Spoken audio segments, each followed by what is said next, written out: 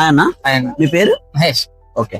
Recent times లోని ఈ మధ్య పార్ట్ 2 అనే ట్రెండ్ ఎక్కువైపోయింది. సో మీకు మీ ఒపీనియన్ ప్రకారం ఏదైతే పార్ట్ 2 అనవసరం అని మీకు అనిపిస్తుంది? మేబీ స్కందర్ టూ అని ఒకటి రిలీజ్ చేస్తారు కదా, అదొకటి. మళ్ళీ రాబిన్ హుడ్ ఒకటి. ఓకే, ఈ మూవీస్ మీ పార్ట్ 2 అనవసరం అనిపిస్తుంది. Okay, thank you bro. Hi bro, మీ పేరు? ఓకే, యాక్చువల్ గా TFL పార్ట్ 2 అనేది చాలా బాగా ట్రెండింగ్ అవుతుంది కదా, అసలు ఏ మూవీస్ కి పార్ట్ 2 తీయకూడదని మీ ఒపీనియన్? మిస్టర్ బచ్చన్. ఓకే అన్న, థ్యాంక్ యూ. హాయ్ అన్న, హాయ్, మీ పేరు? నా పేరు రాజు. ఓకే, రీసెంట్ టైమ్స్ లో పార్ట్ 2 ట్రెండ్ ఎక్కువైపోయింది.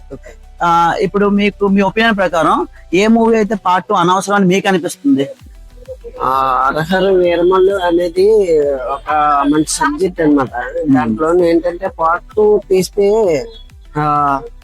అంతగా ఇది ఉండదనేసి నా ఒపీనియన్. పార్ట్ 1 తో సరిపెట్టచ్చు. ఓకే. Hi bro.